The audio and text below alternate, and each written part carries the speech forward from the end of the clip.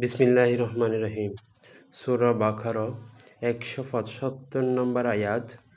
আল্লাহ পাক রব্বুল আলামিন ইরশাদ করেছেন, বিসমিল্লাহির রহমানির রহিম, উলাইকাল্লাযীনা ইশতারাউদ দালালাতা বিল হুদা ওয়াল আযাবা বিল মাগফিরাতি ফামা আসবারাহুম আলান নার।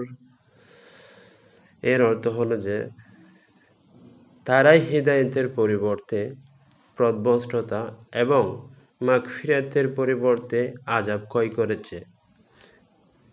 আগুনের উপর তারা কতই না ধৈর্যশীল